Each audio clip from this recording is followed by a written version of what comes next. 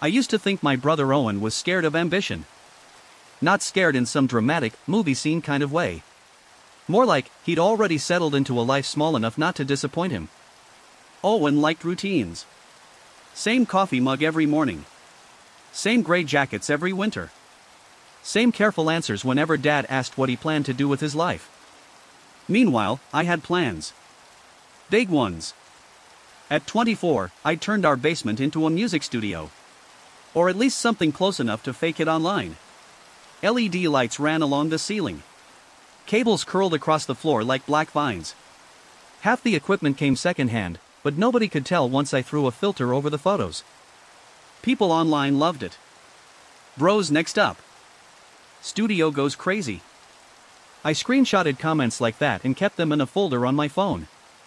Mom loved showing relatives my posts during family dinners. Dad loved talking about my vision. Owen mostly stayed quiet. He lived 3 hours away working some corporate design job that sounded boring enough to lower the room temperature whenever he mentioned it. He'd come home carrying that same beat-up duffel bag and act like none of it bothered him. Maybe that's why nobody noticed when they ignored him. Or maybe they noticed and figured he'd take it the way he took everything else, silently. One rainy night, Dad stood in the kitchen swirling bourbon around his glass while I talked about expanding the studio, maybe bringing artists in, maybe turning it into a real business. "That's initiative," Dad said, pointing at me. Owen sat across the table answering work emails on his phone. Dad barely looked at him. "You could learn something from your brother instead of hiding behind spreadsheets all day." Owen just nodded once. No argument. No attitude. And if I'm being honest, part of me liked that. Liked being the son people leaned toward first. Liked how easy it was to fill up a room while Owen faded into the wallpaper. Back then, I thought attention meant worth. I didn't realize yet how much of mine was borrowed. The party was supposed to be about my launch. At least, that's what Mom kept calling it. Not a party. Not dinner. A launch. She spent 2 straight days cleaning the house like HGTV cameras were about to roll through. Candles on the shelves. Fresh flowers on the dining table. Dad dragged my old studio speakers upstairs so music could run through the whole first floor. Meanwhile, I was downstairs trying to get my presentation video to stop lagging on the TV. A highlight reel. That's what I called it. 30 seconds of bass-heavy beats, fast cuts of studio clips, close-ups of knobs turning, fake candid shots of me working at 2 a.m. Half of it was staged. One clip literally showed me pretending to adjust levels while the software wasn't even open. Didn't matter. It looked good. That was enough. Around 5, guests started showing up. Dad's golf buddies. Mom's cousins. A few neighbors. People carrying wine bottles and grocery store desserts while asking me questions like I'd already made it.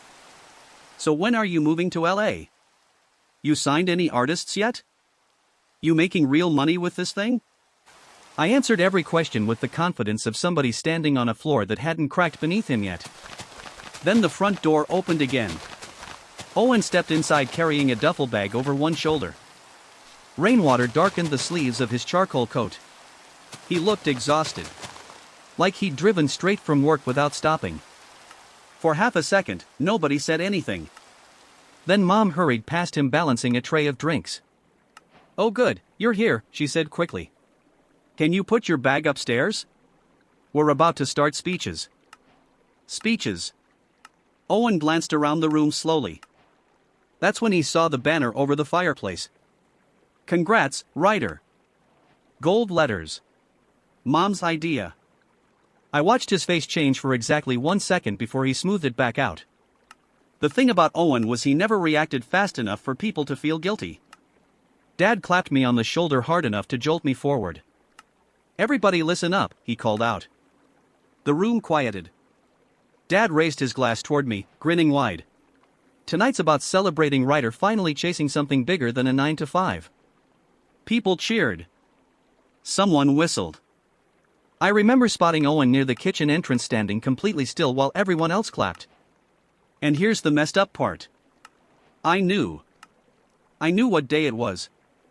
I knew Owen had driven all the way home expecting something else. But the attention felt too good to interrupt. So instead of saying anything, I walked over and smacked his shoulder lightly. Guess this works as your birthday dinner too, huh? I laughed after I said it. Not because it was funny. Because people were watching. Owen gave this tight little smile that barely counted as one. Yeah, he said quietly. Guess so. Then he walked into the kitchen. The rest of the night blurred together into noise. Music. Glasses clinking. Dad talking way too loudly about investors that didn't exist yet. Mom telling people I'd always been destined for something big. Every now and then I caught sight of Owen moving through the edges of the room like somebody who accidentally showed up a week early to the wrong event. No cake. No candles. Nobody even said happy birthday. Around midnight, after most people had gone home, I walked past Dad's office and heard Owen speaking low enough that I almost missed it. Did you seriously forget? Dad sighed heavily. Don't make tonight about you, son. Your brother's future matters more right now. Silence. Then footsteps creaked upstairs. I stood there in the hallway with my drink in my hand and did absolutely nothing. The week after the party, Dad started talking about my studio like it was already a company. Not an idea. Not a side hustle. A company. He'd bring it up at breakfast while scraping butter across burnt toast. He needs to think bigger, he told Mom one morning like I wasn't sitting right there. People don't get successful playing it safe. Mom nodded immediately. She always did when Dad got into one of his motivational speaker moods. Meanwhile, Owen had already built the exact kind of business Dad claimed to admire. Nobody cared. 2 years earlier, Owen asked them for $5,000 to help launch a small web design agency. He showed up with spreadsheets, projected revenue charts, client research, actual preparation. Dad shut him down before dinner was even finished. Too risky, he'd said flatly. I remembered that conversation because Owen didn't argue. He just stacked the papers back into his folder slowly while Mom avoided eye contact. Funny thing was, my situation looked way worse on paper. I didn't have contracts. Didn't have registered paperwork. Hell, I barely had paying clients. What I had was energy. Confidence. A room full of equipment glowing blue in low light and enough charisma to make people confuse momentum with success. Dad ate that up. A month after the party, he handed me an envelope with $10,000 inside. I still remember the smell of cigarette smoke on the cash. Investment, he said proudly. Every successful guy gets backing early on. I stared at the money too long. Part of me knew this wasn't fair. The other part won. I won't waste it, I told him. Truth was, I already had. Not all at once. Just little pieces disappearing every week. New speakers. Custom neon sign. Studio furniture that looked expensive online. Bottle service one night downtown because a local rapper said he might pull up. He never did. That became my real business model without me noticing. Looking successful. Not being successful. Around that same time, Mom called Owen asking if he could help me organize my taxes. Ryder gets overwhelmed with all the paperwork stuff, she told him over speakerphone while cutting vegetables beside me. I expected Owen to say no. Instead, he drove in that weekend carrying his laptop bag and a folder full of forms. The basement smelled like dust and overheated electronics while he sat at my desk sorting through crumpled receipts and unopened notices from the IRS. I played video games on the couch most of the afternoon. Every now and then he'd ask a question. What's this charge? Probably equipment. This one? Food meeting, maybe. You wrote off sneakers? They were for branding. He rubbed his eyes hard after that. Later that night, Dad grilled burgers out back while cicadas buzzed through the humid air. Mom laughed too loudly at one of Dad's jokes while Owen carried plates inside from the patio. That's when Dad said it. You know what I like about Owen, he said, flipping a burger. Kid never complains. Solid as concrete. Mom smiled. He doesn't need much. I laughed and took a sip of beer. Yeah, I said.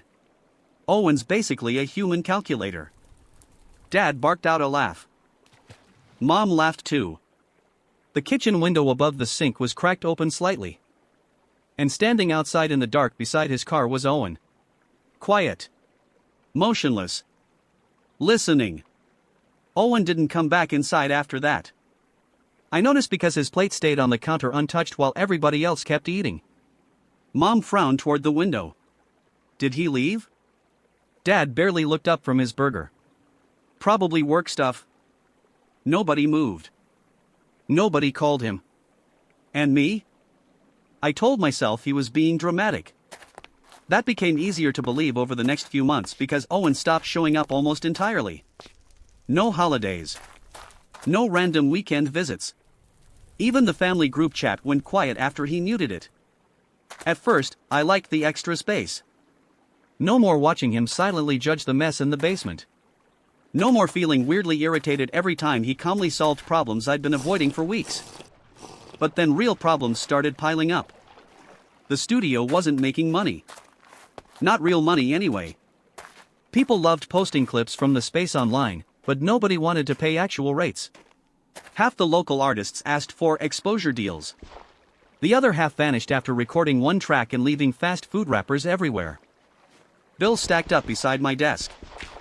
Electric. Software subscriptions. Equipment payments. I started pushing them into drawers unopened. Whenever panic crept in, I'd throw something online to make everything look alive again. New photos. Fake client meetings. Captions about growth and momentum. People bought it because I bought it first. Then one afternoon Mom cornered me in the kitchen holding her phone tightly against her chest. "Your brother's doing really well lately," she said carefully. I looked up from my cereal. "According to who?" "She saw his work online," Mom replied. "Linda's daughter owns a boutique downtown. Apparently Owen redesigned her whole website." I shrugged like I didn't care. But something sour settled in my stomach anyway. Mom kept talking. She said he's booked out for months. That annoyed me more than it should have. Owen wasn't supposed to be thriving quietly. That wasn't how the story worked. I was the ambitious one. I was the risk taker.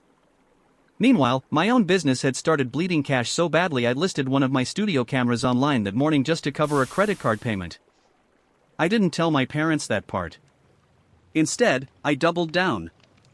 Bigger posts. Louder confidence. More promises. The lies got smoother every time I said them. Then came the wedding plans. Her name was Vanessa. I met her at a rooftop party downtown where everybody wore expensive shoes and acted like they were one lucky break away from becoming famous. Vanessa worked in marketing for a startup skincare company. Smart. Organized. Way more put together than anybody I usually dated. She made me feel polished just standing next to her. 3 months after we got engaged, Mom started treating the wedding like a royal event. Guest lists covered the dining room table. Dad talked about networking opportunities during cocktail hour. And me? I saw the whole thing as branding. A launch pad. A room full of people already dressed up and paying attention. Perfect. I started planning a promo table for the reception before Vanessa even picked flowers. Business cards. QR codes. A slideshow for the studio. "Babe," Vanessa said one night slowly, "do you really need to market yourself at our wedding?" I laughed it off and kissed her forehead. "It's not marketing," I said. "It's visibility." But deep down, I knew the truth. I needed people watching me. The second they stopped, I had no idea what would be left. Vanessa was the first person who ever looked at me long enough to notice the cracks. Not at first. At first, she bought into the version of me everybody else saw. The ambitious guy with big plans. The creative one. The future entrepreneur grinding out of his parents' basement before the world caught on. I helped build that image carefully. Clean angles in photos. Confident captions. Selective truths. What I didn't realize was Vanessa paid attention when nobody else did. She noticed unopened bills shoved beneath studio monitors. Noticed I talked more about future clients than current ones. Noticed how every conversation somehow circled back to attention. One night she came downstairs holding a stack of mail. "Writer," she said carefully, "why do you have final notices from 3 different cards?" I barely looked up from my laptop. "Cash flow thing. You said the studio was growing." It is. Then why are you selling equipment online? That one hit harder. I leaned back slowly in my chair. You checking up on me now?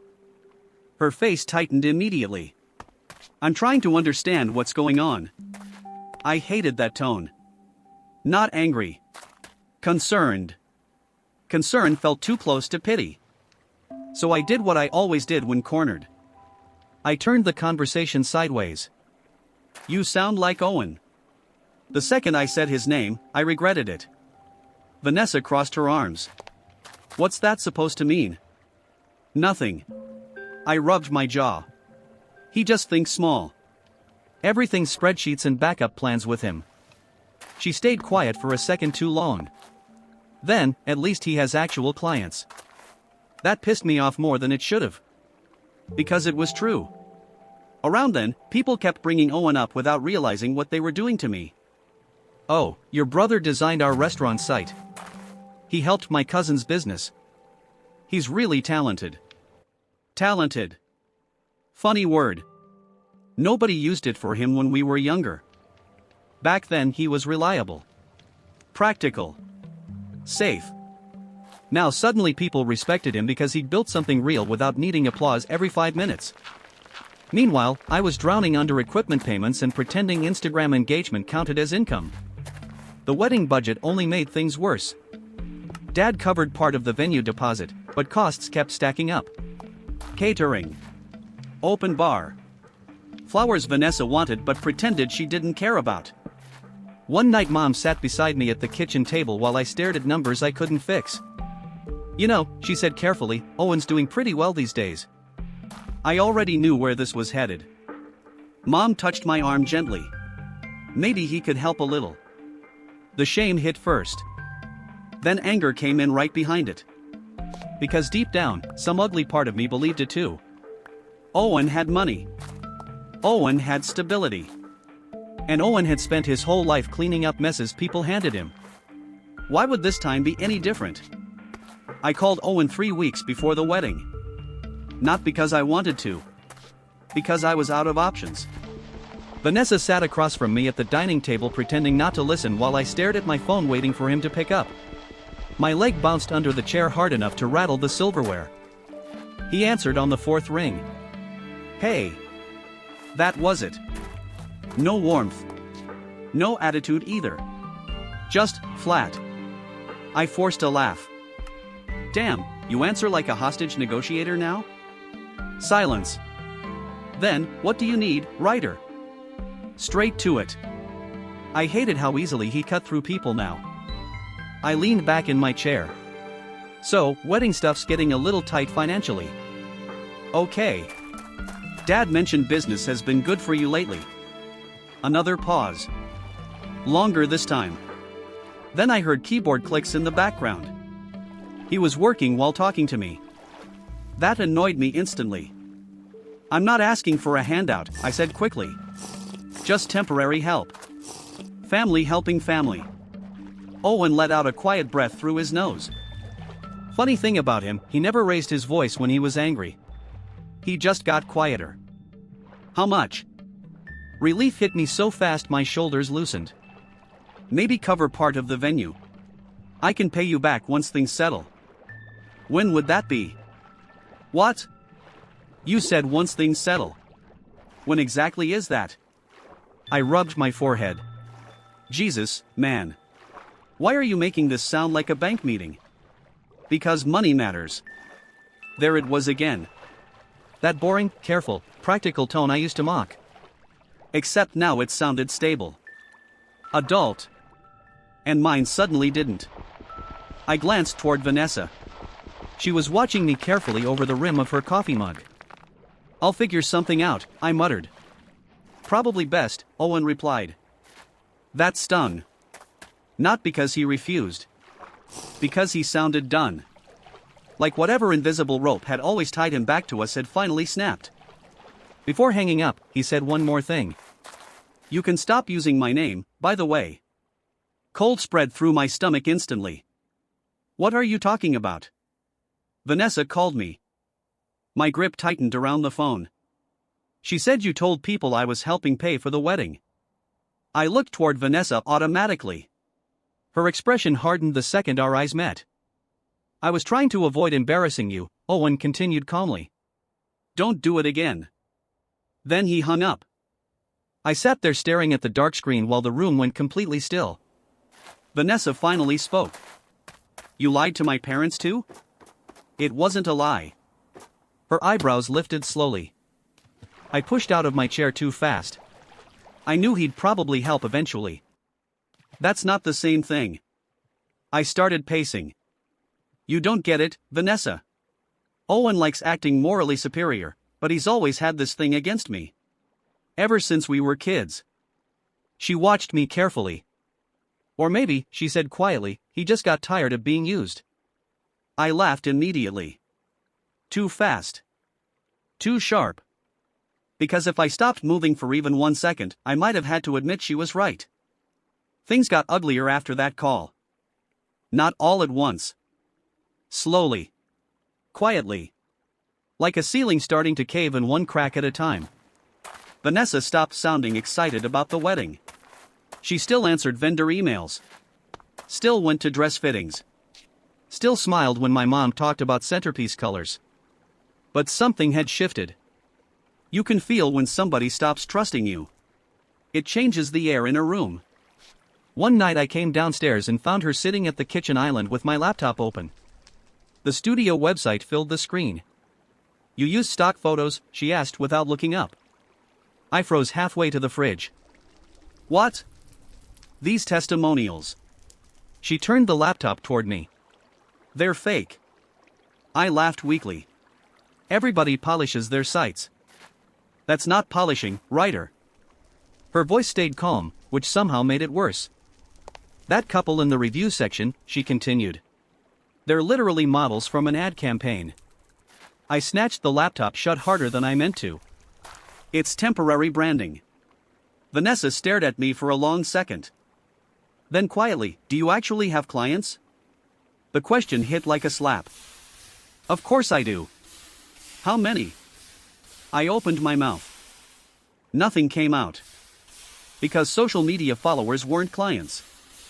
Artists hanging around the basement for free studio time weren't clients. People saying we should work together sometime weren't clients either. Vanessa leaned back slowly in her chair like she already knew the answer. And somehow that felt unbearable. You think Owen's better than me now? I snapped. Her eyes narrowed immediately. Why does everything turn into a competition with your brother? Because everybody compares us. You compare yourselves, she shot back. Constantly. I looked away first. That's how I knew I was losing the argument. 2 days later, Mom called saying there'd been small adjustments to the wedding seating chart. Small adjustments meant Owen got shoved to an outdoor table near the parking area while Dad's business friends sat inside near the dance floor. Mom explained it like she was discussing weather. He won't care, she said. You know how antisocial he is. I told myself she was right. Still didn't stop the knot twisting in my stomach. Then came the final problem. Money. The venue manager wanted the remaining balance by Friday morning or they'd release the booking date. I had less than half. Dad couldn't cover the rest without moving money around Mom didn't know about. Vanessa already looked one lie away from walking out. And Owen? Owen had stopped answering everybody. That night, sitting alone in the basement under cheap blue LED lights, I opened his business website for the first time. Clean layout. Real case studies. Actual client reviews. No fake urgency. No hype. Just work. At the bottom of the homepage sat one simple line. Built carefully. Built to last. I stared at it until my reflection faintly appeared over the screen. Then I opened my banking app beside it. One account looked like a future. The other looked like a performance nobody believed anymore. Vanessa texted me the next morning while I was still in bed. We need to talk tonight. No heart emoji. No good morning. Just that. I spent the whole day trying to convince myself it wasn't serious. Posted an old studio clip on Instagram around noon. Replied to comments. Try tweaking a beat I'd already abandoned 3 times. Nothing stuck. By 7 that evening, Vanessa was sitting across from me in the basement while the LED lights washed everything sickly blue. She looked exhausted. Not angry anymore. Past angry. I called Owen, she said. Every muscle in my body tightened instantly. What did he tell you? Mostly facts. I let out a short laugh. That sounds like him. He never paid for anything, writer. I looked away. He never offered to. Silence. Then, why would you tell my parents he did? The truth sat right there in my throat. Because I needed people to believe somebody responsible still believed in me. Instead, I shrugged. I thought he would eventually. Vanessa blinked slowly like she physically couldn't process the answer. That's insane. No, I snapped. What's insane is everybody acting like Owen's some saint now just because he builds websites. This isn't about websites. Then what's it about? She stood up so suddenly the chair legs scraped across concrete. It's about you lying constantly. The basement felt smaller immediately. Hotter too. You know what your problem is? I shot back. You listen to him because he sounds calm. Owen always does that. He acts quiet so everybody thinks he's automatically right. Vanessa stared at me with this awful mix of disappointment and disbelief. You really think this is his fault? I opened my mouth. Nothing came out. Because deep down, underneath all the excuses and noise and resentment, I knew something terrifying. Owen hadn't actually done anything to me. He just stopped saving me. Vanessa reached into her purse slowly and pulled out a folded packet of papers. Bank statements. Mine. My stomach dropped. You left these open on your desk, she said quietly. You're drowning. I grabbed the papers too fast. That's private. So is trying to use my inheritance. The room went dead silent. I felt my heartbeat behind my eyes. It wasn't like that. You wanted me to sign on to a joint account 2 days ago. For the wedding expenses. No, she said softly. For you. I stood up hard enough to knock the chair backward. You think I'm some scam artist now? I think, she replied carefully, you don't know the difference between being admired and being successful. That one landed clean. No yelling. No drama. Just truth sliding between my ribs. Vanessa picked up her coat from the couch. I'm staying with my sister tonight. I panicked instantly. Vanessa. I need space. She stopped near the stairs without turning around. And Ryder? What? Owen never once spoke badly about you. Then she walked upstairs. A few seconds later, I heard the front door close. I stood alone in the blue light listening to the studio hum around me. For the first time since building it, the room didn't look impressive. It looked expensive. Vanessa didn't come home the next day. Or the day after that. Mom kept calling asking about final wedding details while pretending not to notice something was wrong. Dad kept talking about the guest list and open bar packages like he could bulldoze reality by staying loud enough. Meanwhile, the venue deadline sat in my inbox ticking closer by the hour. Friday. Noon. After that, the booking was gone. I barely slept Thursday night. Just sat in the basement refreshing my banking app over and over like numbers might magically rearrange themselves if I stared hard enough. At around 3 in the morning, I opened Owen's website again. I hated myself for doing it. Everything about it felt steady. Clean fonts. Sharp branding. Real testimonials from actual businesses. No fake hype. No promises about grinding 24/7. Just proof. I kept scrolling until I landed on a photo from some startup expo downtown. And there he was. Owen. Standing beside a matte black booth with his company logo behind him, talking to a group of people in suits while holding a coffee cup like he belonged there. Not nervous. Not pretending. Belonged. Something ugly twisted inside my chest. Because I suddenly realized nobody had handed him that room. He built his way into it quietly while I was busy trying to look successful online. At 10 the next morning, Vanessa finally texted me. We need to meet before the rehearsal dinner. No emoji again. No softness. Just finality. We met at a coffee shop halfway across town. Rain streaked the windows while people worked silently on laptops around us. Vanessa looked calm. That scared me more than yelling would've. She slid an envelope across the table. Inside sat my engagement ring. My stomach dropped instantly. "Don't do this," I whispered. "I have to." "You're seriously ending everything over money?" Her expression hardened. "No. I'm ending it because you lie when you're scared." I opened my mouth immediately. She cut me off. "You lied about your business. Lied about Owen helping financially. Lied to my parents. Lied to yourself most of all." People nearby started glancing over. I lowered my voice. "Vanessa, please." Then she said the sentence that finally cracked something open inside me. "You don't want a marriage, writer. You want an audience." I felt heat rush straight into my face. "That's not fair." "It's exactly fair." Rain hammered harder against the glass behind her. For a second neither of us spoke. Then she reached into her purse again and pulled out another piece of paper. A startup expo flyer. My blood went cold immediately. "I stopped by yesterday," she said quietly.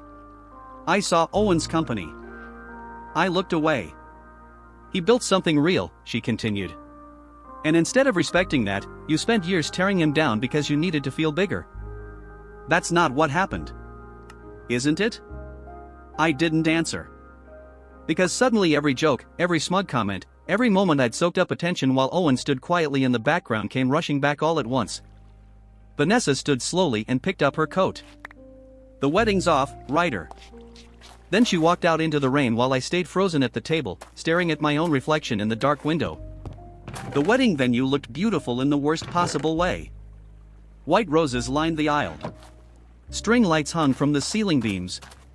Soft piano drifted through hidden speakers while guests carried champagne glasses and pretended not to notice the tension spreading through the room.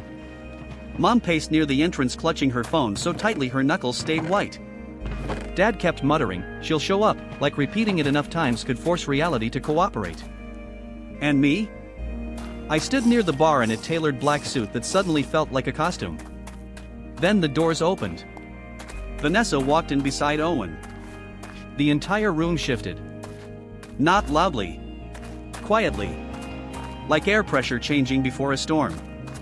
Owen looked sharper than I'd ever seen him. Dark suit. Clean shave. Calm expression. No nervousness at all. That pissed me off instantly. Vanessa stopped near the center aisle and turned toward the guests. I need everyone's attention for a moment. Conversations died one by one. I felt my heartbeat thudding against my ribs. Vanessa took a slow breath. "There won't be a wedding today." A stunned silence swept across the room. Mom's face drained of color. Dad stepped forward immediately. "Now hold on." Vanessa raised a hand gently. "I'm not doing this to embarrass anyone," she said steadily. "But I can't marry somebody who lies about money, manipulates people around him, and treats honesty like branding." Every eye in the room landed on me. Heat crawled up my neck instantly. "This is ridiculous," I snapped. "You're seriously doing this publicly?" Her gaze never moved. "You made everything public, writer." That line hit harder than shouting would've. Vanessa kept speaking. "Owen never tried turning people against you. He never insulted you to me. Honestly, most of the time he defended you." I looked toward my brother automatically. He didn't look angry. That somehow felt worse. Vanessa's voice softened slightly. "But you spent years treating him like background noise because it made you feel important." Nobody moved. Nobody spoke. Even Dad stayed quiet now. The room felt painfully still except for the low hum of air conditioning overhead. I laughed once under my breath. Not because anything was funny. Because I could actually feel the moment slipping away from me. The image. The version of myself everybody used to clap for. Gone. "You think he's better than me?" I asked quietly. Vanessa looked genuinely sad after that. I think he built a life, she said. And you built a performance. That one finished it. She set the engagement ring gently on a nearby table and walked back down the aisle without looking at me again. Nobody stopped her. A few seconds later, Owen followed. Not smug. Not triumphant. Just done. I stood there alone beneath thousands of dollars worth of flowers and lighting while guests slowly started gathering their coats around me. And for the first time in my life, nobody was looking at me with admiration anymore.